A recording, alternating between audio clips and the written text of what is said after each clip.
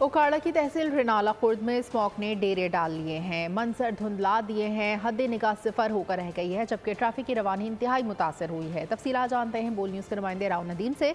राव नदीम, बताइएगा क्या सूरत हाल है स्मॉग की? जी बिल्कुल, नाला खुर्द के जो नवाही इलाके हैं शिद्दत से उनमें स्मोक का सिलसिला जारी है।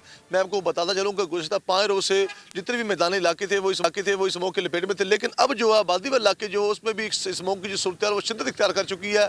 हद निगाह की अगर बात की जाए तो वो सिफर होकर रह गई। ट्रैफिक की रवानी इंतहाई मुतासर नजर आ रही है। मैं इस वक्त एक चूचक जीडी रोड पर मौजूद हूँ। यहाँ पर आप देख सकते हैं मेरा कब से गाड़ी की आवाज़ें तो आ रही होंगी, लेकिन गाड़ी नज़र नहीं आ रही। उसकी वजह भी यही है कि इस स्मोक का दौरानिया खतरनाक सूरत हाल जो है वो इख्तियार कर चुका है।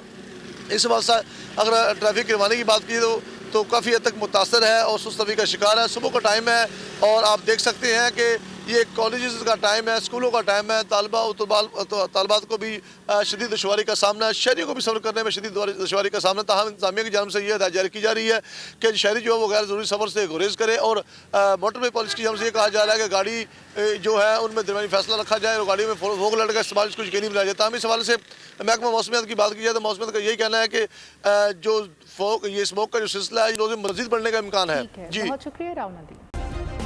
सब्सक्राइब करें और बेल दबाएं ताकि कोई खबर रह न जाए।